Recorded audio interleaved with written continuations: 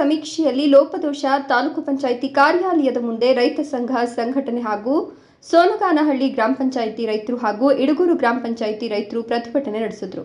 ಈ ಸಂದರ್ಭದಲ್ಲಿ ಜಿಲ್ಲಾ ರೈತ ಸಂಘದ ಎಂಆರ್ ಲಕ್ಷ್ಮೀನಾರಾಯಣರವರು ಮಾತನಾಡಿ, ವಿಶೇಷವಾದಂಥ ಮಳೆಯನ್ನು ಸುರಿದಿಲ್ಲ ಅಂತ ಇನ್ನೊಂದು 50% ಕೆಳಗಡೆ ಸುಮಾರು ವಿಲೇಜಸ್ಗೆಲ್ಲ ಅದು ಇರೋ ಲೆಕ್ಕ ಅದು 90% ಇಲ್ಲ 100% ಇರಬೇಕು.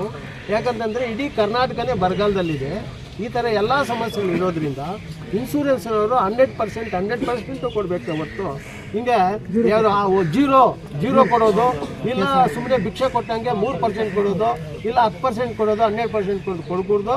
ಇದು ಸಾಹೇಬರಿಗೆ ಹೇಳ್ಬಿಟ್ಟು ಪುನಃ ಸಮೀಕ್ಷೆ ಆಗಬೇಕು. 100% ರೈತರು ಕೊಡಬೇಕು. ಇದೇ ನಾವು ಹೇಳೋದು ಎಚ್ಚರಿಕೆ ಸರ್ಕಾರಕ್ಕೆ. ಇಲ್ಲಾಂದ್ರೆ ಹೋರಾಟ ಇಲ್ಲಿವರೆಗೂ ವಿಧಾನಸೌಧ ಮುಟ್ಟುತ್ತೆ.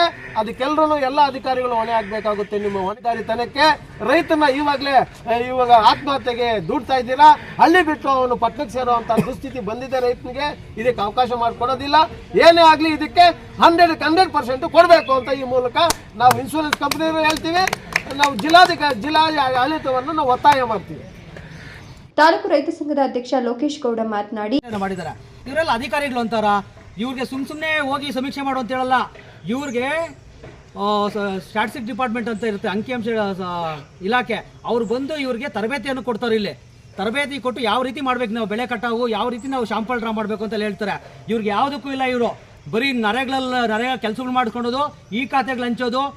ಈಗ ಮೊನ್ನೆ ಶಿಡ್ಲಘಟ್ಟದಲ್ಲಿ ಇವರು ಬರೀ ಗ್ರಾಮಾಂತರದಲ್ಲಿ ಕನ್ವರ್ಷನ್ಸ್ ಮಾಡೋದು, ಇದಕ್ಕೆ ಮಾತ್ರ ಸೀಮಿತ ಆಗಿದ್ದಾರೆ ಅಷ್ಟೇ. ಇವರೆಲ್ಲ ಈ ಬೋಗಸ್ ಬಿಲ್ಲುಗಳು ಮಾಡೋದು, ಇದಕ್ಕೆ ಮಾತ್ರ ಈ PDOಗಳು ಹಾಕ್ಬಿಟ್ರೆ ಇವರು ರೈತರ ಪರ ಕೆಲಸ ರೈತರು ಅಂದರೆ ಅವ್ರಿಗೆ ಅಸಡ್ಡೆ.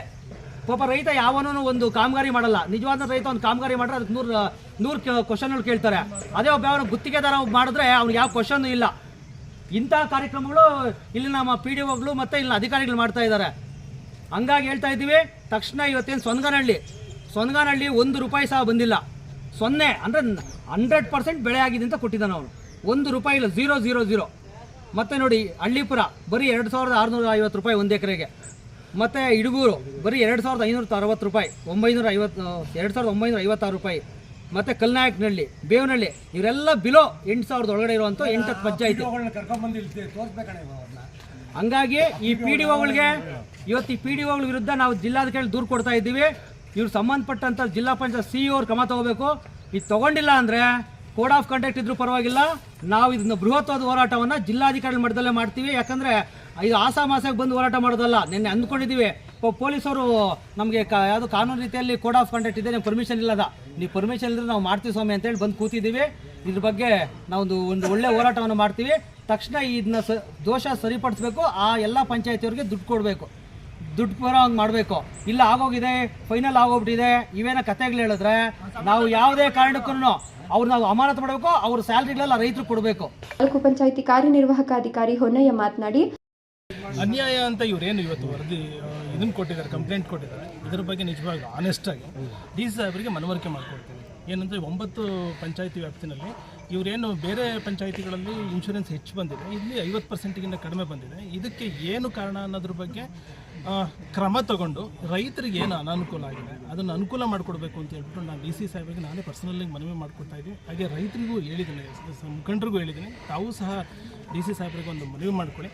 ಇದರಲ್ಲಿ ರೈತರಿಗೆ ರಿವೈಸ್ ಮಾಡಲು ಯಾವ ರೀತಿಯ ಅನುಕೂಲ ಆಗಲಿ ಆ ರೀತಿ ಅನುಕೂಲ ಮಾಡಿಕೊಡ್ಬೇಕು ಅಂತ ನಾನು DC ಸಾಹೇಬರಿಗೆ ನಾನೇ ಖುದ್ದಾಗಿ ಹೋಗಿ ರಿಕ್ವೆಸ್ಟ್ ಮಾಡ್ಕೊಡ್ತೀನಿ.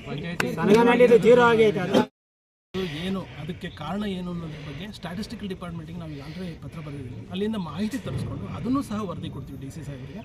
DC ಸಾಹೇಬರು ರೈತರಿಗೆ ಏನು ಅನುಕೂಲ ಮಾಡಿಕೊಡೋಕ್ಕಾಗುತ್ತೆ ಮಾಡಿಕೊಡಿ ಅಂತ ನಾನು ಸಹ ರಿಕ್ವೆಸ್ಟ್ ಅಲ್ಲ ಸರ್.